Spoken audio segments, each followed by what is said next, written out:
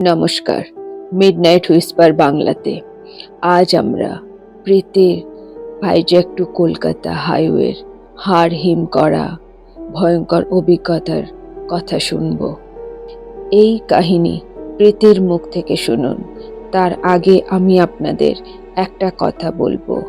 আপনারা অনেক ভূতের কাহিনী শোনেন, কিন্তু আমার পুরো বিশ্বাস আজকের এই হাড় হিম করা কাহিনী আপনার ভয় লাগবে, আপনার পুরো শরীর শিহরিত করে দেবে। যদি আপনি ভয়টাকে উপভোগ করতে চান তাহলে হেডফোন ব্যবহার করুন আর নিজেকে প্রীতির জায়গায় রেখে ভাবুন। আর আপনারা আমাদের মতো ছোট ক্রিয়েটার্সকে সাপোর্ট করেন না, আপনাদের কাছে বিনীতভাবে অনুরোধ করছি, আপনি যদি চ্যানেলে নতুন হন তাহলে চ্যানেলটাকে সাবস্ক্রাইব করে রাখুন, যাতে ভয় আওয়াজ সরাসরি আপনার সাথে যুক্ত হয়। কমেন্টে আপনি অবশ্যই আপনার নাম ও আপনি কোথা থেকে দেখছেন তা অবশ্যই লিখে যাবেন। সকাল প্রায় 10:30টার সময় প্রীতি হসপিটাল সুপারের ঘরে দাঁড়িয়ে আছে, হাতে ছুটির অ্যাপ্লিকেশন। বাড়ি যেতেই হবে। বাবা ও মা দুজনেই খুব অসুস্থ হয়ে পড়েছে, দাদুও খুব অসুস্থ। সুপার স্যার বললেন, তুমি জানো না এখন ছুটি দেওয়া পসিবল নয়, কোভিডের টাইম চলছে, তাছাড়া লকডাউন। আমরা ইমার্জেন্সি স্টাফ, আমরা এভাবে ছুটি দিতে পারি না। অনেকবার রিকোয়েস্ট করতে থাকে প্রীতি। শেষে সুপার স্যার রাজি হয়ে যান, বলেন 5 দিনের ছুটি অ্যালাউ করলাম। প্রীতি হলো আমার দুঃসম্পর্কের আত্মীয়া। প্রীতি অন্ধ্রপ্রদেশের একটা হসপিটালে নার্স পদে কর্মরতা। কিছু কারণবশত এখানে আমার যে আত্মীয়া তার নাম পরিবর্তন করে দেওয়া হয়েছে। আগের দিন রাতে প্রীতির বাড়ি থেকে ফোন আসে। তার বাবা, মা এবং দাদু তিনজনেই খুব অসুস্থ। তার মধ্যে দাদুর কন্ডিশন অনেকটাই খারাপ। এই কথা যখন সে তার মার মুখ থেকে শোনে তখনই সে ঠিক করে ফেলে পরের দিন সে যে কোনো রকমভাবে কলকাতায় ফেরার চেষ্টা করবে। তার নাইট শিফট শেষ করে সে সুপার স্যারের সাথে দেখা করতে যায়। হসপিটাল সুপার স্যার তাকে বলেন যে এইভাবে তো ছুটি দেওয়া যাবে না, তবু আমি তোমাকে 5 দিনের ছুটি অ্যালাউ করছি। তারপর প্রীতি গোছগাছ শুরু করে। সেই সময় লকডাউন চলছিল। লকডাউনের সময় ফ্লাইট এবং ট্রেন পাওয়া ঠিক মতো যাচ্ছিল না। তাই সে ঠিক করলো কোনো রকমভাবে তাকে কলকাতায় আসার জন্য সে গাড়িতে করে বাই রোড কলকাতায় আসবে। প্রীতি অনলাইনে দেখলো ফ্লাইট বা ট্রেনের কোনো টিকিট নেই। তাই সে বাধ্য হয়ে আদিত্যকে কল করলো। আদিত্য প্রীতির উড বি হাজব্যান্ড। আদিত্য পেশায় একজন ইঞ্জিনিয়ার আর সে ওখানেই জব করে। আদিত্য প্রীতির কোয়ার্টারে আসতে রাত 9টা বেজে গেল। তারপর তারা ডিনার করে রাত 9:30টার দিকে বেরিয়ে পড়ল। তারা গাড়ি চালাতে চালাতে এক শর্টকাট রাস্তা দেখল, যেটা তাদের কলকাতা টু ভাইজ্যাক হাইওয়েতে খুব তাড়াতাড়ি পৌঁছে দেয়। এই হাইওয়েতে যখন কোনো অ্যাক্সিডেন্ট কারোর মৃত্যু হয় তখন অপঘাতে মৃত্যু হওয়ার জন্য তার আত্মা সেখানেই বা তার আশেপাশে ঘোরাফেরা করে। তারপর ওই আত্মাগুলো নিজের সঙ্গী সাথী খুঁজে বেড়ায়। যেখানে কোনো অ্যাক্সিডেন্টে কারোর মৃত্যু হয় সেখানেই বারবার অ্যাক্সিডেন্ট হয়। আমাদের দেশের মধ্যে অনেক এমন শুনশান রাস্তা আছে যেগুলোকে হন্টেড রাস্তা বলে। অনেক মানুষ আছে যারা এগুলো বিশ্বাস করে না। তারা নিজের অজান্তে এমন কোনো ভুল করে ফেললে যার মাসুল সবাইকেই দিতে হয়। তারা এমন একটা ভয়ানক বিপদে পড়ে যেখান থেকে ফিরে আসা প্রায় অসম্ভব হয়ে যায়। আর এই রকম একটা ঘটনা প্রীতি আর আদিত্যর সাথে ঘটেছিল।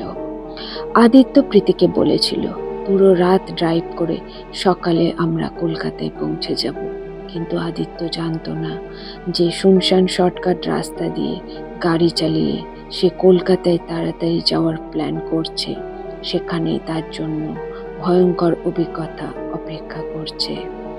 আদিত্য ড্রাইভ করে পুরো 3 ঘন্টা, পুরো রাত জেগে গাড়ি চালাতে হবে। ঘুম পাচ্ছে, তাই আদিত্য প্রীতিকে বলল, তুমি চায়ের থার্মোফ্লাস্ক প্যাক করেছিলে? প্রীতি বলল, হ্যাঁ।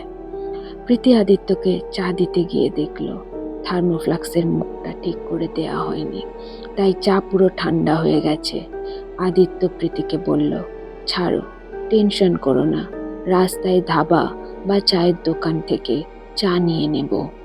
আদিত্য ক্লান্তি অনুভব করছিল, মাথাটা ধরেছিল। সারাদিন ডিউটি করার পরে আবার রাতে গাড়ি চালাচ্ছিল সে, তাই তার মাথার মধ্যে টিপ টিপ করছিল। তার মনে হলো আশেপাশে কোনো দোকান পেলে সেখান থেকে সে চা নিয়ে নেবে। সেই সময় রাত প্রায় 12টা বেজে গেছিল, যার জন্য রাস্তার চারপাশ পুরো অন্ধকার ছিল। কিন্তু ওটা একটা শর্টকাট রাস্তা ছিল, এ কারণে তার আশেপাশে কোনো ধাবা বা চায়ের দোকান দেখা যাচ্ছিল না। তখনই হঠাৎ করে প্রীতি আদিত্যকে বলে, গাড়ি সাইড করো, ওখানে একটা মনে হয় আলো দেখা যাচ্ছে, মনে হয় ওখানে কোনো দোকান আছে। এই কথা শুনে আদিত্য একটু গাড়ি এগিয়ে নিয়ে দেখল যে সত্যি ওখানে একটা আলো দেখা যাচ্ছে। আদিত্য চায়ের দোকানের একটু পাশে গাড়ি সাইড করলো, কিন্তু দোকানের সামনে গিয়ে দেখল চা দোকানদার দোকান বন্ধ করে চলে গেছে। প্রীতি লক্ষ্য করলো দোকানের ভিতর আলো জ্বলছে। তারা তখন দোকানের দরজায় আঘাত করলো। একটা বয়স্ক লোক বেরিয়ে এলো। আদিত্য তাকে বলল, দাদু, এখানে চা পাওয়া যাবে? লোকটি বলল, না বাবা, এখন তো আর পাওয়া যাবে না, অনেকটা রাত হয়ে গেছে। প্রীতি অনেক রিকোয়েস্ট করার পরে বয়স্ক লোকটা রাজি হয়ে গেল। চা যখন লোকটি বানাচ্ছিল তখন তার চোখে মুখে ভয়ের প্রতিচ্ছবি দেখা যাচ্ছিল। চা দিয়ে সে বয়স্ক লোকটি তাদের বলল, এত রাতে বেশিক্ষণ এখানে থেকো না, জায়গাটা ভালো না। এই বলে সে ভিতরে গিয়ে দরজা বন্ধ করে দিল ও আলো নিভিয়ে দিল। আদিত্য আর প্রীতি গাড়িতে বসে চা খাচ্ছিল। তখন তাদের নজর গেল পাশের এক ভাঙা দেয়ালের দিকে। শুনশান একটা ভাঙা দেয়াল, একটু একটু আলো পড়েছে চাঁদের। ভালো করে দেখার পর প্রীতি বুঝতে পারল এটা কোনো অব্যবহৃত কবরস্থান। সেটা দেখার পর প্রীতির পুরো শরীর শিহরিত হয়ে গেল। এমন সময় সে পিছন থেকে একটা মেয়ের আওয়াজ শুনতে পেল। দুজনেই পিছনে তাকালো এবং দেখলো একটি 20-22 বছরের মেয়ে হেঁটে হেঁটে আসছে। আদিত্য চমকে গেল, এত রাতে একা মেয়ে কোথা থেকে আসছে। মেয়েটা এগিয়ে তাদের গাড়ির দরজার সামনে এলো। আদিত্য তাকে জিজ্ঞাসা করলো, এত রাতে আপনি কোথায় থেকে আসছেন? মেয়েটি বসে বলল যে তার গাড়ি করে আসছিল, সেই রাস্তায় গাড়ি খারাপ হয়ে গেছে, আগে যে গ্রাম পড়বে সেখানেই সে যাবে। সে শহরে পিজিতে থেকে কলেজে পড়াশোনা করে। বাড়ি থেকে ফোন এসেছে, তাই বাড়ি ফিরছে, কিন্তু রাস্তায় গাড়ি খারাপ হয়ে গেল আর কোথাও কোনো গাড়ি পাওয়া যাচ্ছে না। এই কথা শুনে প্রীতি বলল, চিন্তা করো না, তুমি আমাদের সাথে চলো, আমাদের পিছনের সিটে বসে যাও, আমরা তোমাকে তোমার গ্রামে নামিয়ে দেব। শুনে মেয়েটার খুব খুশি হলো, সে গাড়ির পিছনের সিটে বসে গেল। প্রীতি তখন তাকে চা অফার করলো, আমাদের সাথে একটু চা খাও। মেয়েটি বলল, না, আমি চা খাই না, আমাকে একটু তাড়াতাড়ি নিয়ে চলুন, আমাকে আমার বাড়ি তাড়াতাড়ি পৌঁছাতে হবে, সেখানে আমার মা আমার জন্য অপেক্ষা করছে। প্রীতি তখন তাকে জিজ্ঞাসা করলো, তোমার বাড়িতে কে কে আছে? বলল, বাড়িতে তো সবাই আছে। প্রীতির এমন করে মেয়েটি কথা বলল, প্রীতির তখন কেমন একটা আশ্চর্য লাগলো, মেয়েটি এমন করে কথা বলছে কেন। বললো, আমি একটা বিশেষ কাজে যাচ্ছি, আমি যাকে ভালোবাসি সে অসুস্থ, তাকে দেখতে যাব, তাই বাড়িতে যাচ্ছি। প্রীতি তাকে জিজ্ঞাসা করলো, তোমার বাড়ি থেকে কে ফোন করেছিল? বলল, আমার মা ফোন করে বলল আমার ভালোবাসার মানুষটার শরীরটা ভালো নেই, তাকে দেখতে যেতে হবে আমাকে, তাকে আমার সাথে নিয়ে আসবো শহরে। এই বলে মেয়েটার চোখ ছলছল করে উঠল। প্রীতিরও খুব খারাপ লাগলো। প্রীতি তাকে সান্ত্বনা দিল, বলল, চিন্তা করো না, তাড়াতাড়ি ভালো হয়ে যাবে। এমন সময় আদিত্য গাড়ি স্টার্ট দিয়েছে। একটু এগিয়ে যাওয়ার সময় দেখলো গাড়ি পুরো কুয়াশায় ঢেকে গেছে, আর চারিদিকে কোনো কিছু দেখাই যাচ্ছে না। সে গাড়ি চালাবে কি করে? পুরো গাড়ি যে কুয়াশায় ঢেকে গেছে। তিনজনে চুপ করে গাড়ির মধ্যে বসে আছে। প্রীতির চোখ পাশে একটা সেই ভাঙা কবরস্থানের দিকে পড়ল। সে তখন দেখলো কবরস্থানের সামনের গেটের কাছে তারা এসে পৌঁছেছে। ভাঙাচোরা গেট, তাতে তালা লাগানো, অনেক পুরনো, অনেক অব্যবহৃত অবস্থায় পড়ে আছে। মেয়েটি তখন বলল, সেদিনও ঠিক এইভাবেই ঘন কুয়াশায় আমার গাড়িটাও ঢেকে গিয়েছিল। তারপর আর মেয়েটা কোনো কথাই বলল না। আদিত্য প্রীতি কেউই তার কথায় কোনো রকম গুরুত্ব দিল না। কিছুক্ষণ পর পুরো কুয়াশা কেটে গেল। আদিত্য জোরে গাড়ি চালাতে লাগলো। প্রীতিও একটু নিদ্রাচ্ছন্ন অবস্থায় গেছে। এমন সময় আদিত্য লুকিং গ্লাস থেকে দেখল পিছনে যে 22 বছরের মেয়েটা বসেছিল, এখন সে 22 বছরের মেয়ে নয়, একটা বয়স্ক চেহারা, ভীষণ ভয়ঙ্কর। দাঁতগুলো বেরিয়ে আছে, চোখ থেকে রক্ত পড়ছে, মনে হচ্ছে মুখটা কেন গাড়ি তার মুখের উপর দিয়ে চলে গেছে, মুখটা পুরো কুচলিয়ে দিয়ে গেছে। ভয়ঙ্কর রক্তাক্ত একটা মুখ। আদিত্য ভয়ে চমকে উঠল, পিছন ফিরে দেখলো না, এটাই তো বসে আছে। আদিত্যর তখন মনে হলো কুয়াশায় যখন গাড়িটা ঢেকে গেছিল তখন মেয়েটা কোনো একটা কথা বলছিল না, কিন্তু আমরা তো গুরুত্ব দিলাম না। সে প্রীতিকে বলবে কি? সে প্রীতিকে কিছু বলতেই পারছিল না। প্রীতি নিদ্রাচ্ছন্ন অবস্থায় রয়েছে, আর পিছনেই যে বসে আছে মেয়েটি, তাই সে বলবার সাহসটুকুও পেল না। ভয়ে আদিত্যর শরীর পুরো কাঁটা মেরে উঠল। সে ভাবছে, আজ আমরা কোন বিপদের মুখে পড়লাম। একটা ইউটার্ন আসতে মেয়েটি আদিত্যকে বলল, এখানেই গাড়ি দাঁড় করিয়ে দাও। গাড়ি দাঁড়াতেই প্রীতি ঘুম থেকে উঠে পড়ল। বলল, কি হলো? মেয়েটি বলল, আমি এখানেই নামবো। প্রীতি মেয়েটিকে বলল, তুমি এখানে নামবে? এখানে তো আশেপাশে কিছু নেই, তুমি কোথায় যাবে? বলল, আমি এখানেই যাব, পাশেই আমার গ্রাম, সেখান থেকে আমি আমার বয়ফ্রেন্ডের বাড়ি দেখা করতে যাব, তাকে নিতে যাব। এই বলে মেয়েটা গাড়ি থেকে নেমে গেল। আদিত্য কোনো কথা বলল না। সঙ্গে সঙ্গে গাড়ির দরজা মেয়েটা বন্ধ করে দেওয়ার পর প্রীতির লক্ষ্য মেয়েটার পায়ের দিকে গেল। এ বাবা, মেয়েটা দাঁড়িয়ে আছে কিন্তু এর পা কোথায়? প্রীতি আর্তনাদ করে উঠল। এ বাবা বলতে আদিত্য হাত দিয়ে প্রীতির মুখটা চেপে ধরল। কোনো আওয়াজ বেরোলো না। আদিত্য তখন আরো জোরে, যতটা সম্ভব জোরে গাড়ি চালানো যায় সেভাবেই সে গাড়ি চালাতে লাগলো, এবং গাড়িতে বসে সে প্রীতিকে বলতে লাগলো, আজ আমরা এক বড় বিপদের মধ্যে পড়ে গেছি প্রীতি, এখান থেকে বেঁচে ফেরা হয়তো আমাদের পক্ষে আর সম্ভব নয়। প্রীতি বলল, তুমি খেয়াল করেছিলে? আদিত্য বলল, তুমি তো সবে খেয়াল করছো, তুমি তখন নিদ্রাচ্ছন্ন অবস্থায় আমি ওর আসল রূপ দেখেছি। প্রীতি বলল, এখন কি হবে? বলল, কিচ্ছু না, চলো যত তাড়াতাড়ি সম্ভব এখান থেকে আমরা বেরিয়ে যাই, না হলে আজ আমরা ফিরবো না। মেয়েটি যে স্বাভাবিক কোনো মেয়ে নয়, একটি আত্মা, সেই তারা দুজনেই তখন বুঝে গেছে। আদিত্যর হার্টবিট বেড়ে গেছিল যখন সে মেয়েটির আসল রূপ দেখেছিল। মেয়েটি নামিয়ে যাবার পরে দুজনে ভয়ে শিহরিত হয়ে গেছিল। আদিত্য তখনও মনে হচ্ছিল মেয়েটি তাদের পিছু ছাড়েনি, কিন্তু আদিত্য জোরে গাড়ি চালিয়েও এটাই ভাবছিল, যে মেয়েটি তাদের পিছনে আছে।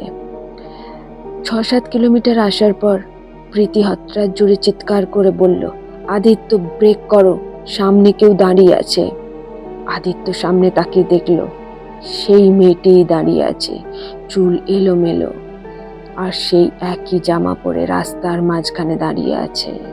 কিন্তু এখন তার আর পা দেখা যাচ্ছে না, সে হাওয়ায় ভাসছে। আদিত্য প্রীতিকে বলল, গেট লক করে দাও, জানলা দরজা কিছুই যেন খোলা না থাকে। যতই যা হোক গাড়ি থেকে নামবে না। গাড়ির সামনে রাস্তায় মেয়েটি দাঁড়িয়ে আছে। এক পলকে মেয়েটি উধাও হয়ে গেল। তারা এদিক ওদিক দেখছে। হঠাৎ করে উপরে দুম করে আওয়াজ হলো, গাড়িটা এক সাইড হয়ে গেল। তখন আদিত্য লুকিং গ্লাস দিয়ে দেখলো মেয়েটার মুখ ভর্তি রক্ত আর হাতে কিছু আছে। ভালো করে দেখলো মেয়েটার হাতে কোনো কিছু, জন্তু বা মানুষের কারোর বড় একটা হাড়। আদিত্য গাড়ি সোজা করে স্টার্ট দিতে যাবে, কিন্তু গাড়ি আর স্টার্ট নিচ্ছে না। তখন মেয়েটি হাসতে লাগলো। তার হাসি এতটাই ভয়ঙ্কর ছিল যে মনে হচ্ছিল মৃত্যুর আভাস পাচ্ছে তারা। এমন সময় প্রীতি লক্ষ্য করলো পিছনের জানালা খোলা। প্রীতি তাড়াতাড়ি জানালা বন্ধ করে দিল। প্রীতি আদিত্যকে বলল, আদিত্য গাড়ি চালাও। আদিত্য আবার চেষ্টা করলো, এবার গাড়ি স্টার্ট নিয়ে নিল।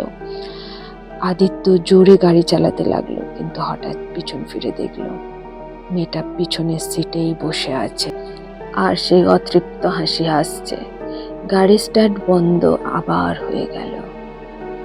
সামনের হেডলাইট দুটো বন্ধ হয়ে গেছে। মেয়েটি তখন তার দাঁত বার করে আদিত্যর ঘাড়ে কামড় বসিয়েছে, আর হাতে ধারালো তীক্ষ্ণ নখ দিয়ে প্রীতির মুখ আর গলা চেপে ধরেছে। কোনো রকমে প্রীতি আর আদিত্য গাড়ির গেট খুলে বেরিয়ে আসার চেষ্টা করছে। দুজনে ছটপট করছে। কোনো রকম ভাবে তারা গাড়ির গেট খুলে বেরিয়ে এলো, কিন্তু মেয়েটি তাদের সামনে দাঁড়িয়ে। পুরো শরীর ঠান্ডা হয়ে গেল, রক্ত পুরো হিমশীতল। দুজনেই ভাবছে আজ আমাদের শেষ রাত। প্রীতি আদিত্যর হাত ধরল, দুজনে ছুটতে যাবে। এমন সময় আদিত্য দেখল প্রীতি অজ্ঞান হয়ে মাটিতে পড়ে গেছে। আদিত্যকে মেয়েটি তার বীভৎস দাঁত দিয়ে পায়ে কামড় মারল। আদিত্য পড়ে গেল। তখন মেয়েটি তার বুকের উপর বসে তাকে কামড়াতে যাবে। এমন সময় আদিত্যর পকেট থেকে তার ফোন বেজে উঠল। ফোনে হনুমান চল্লিশা ভাসছিল। মেয়েটি হনুমান চল্লিশা শুনে থেমে গেল। আদিত্যর ফোন কন্টিনিউ বাজছে।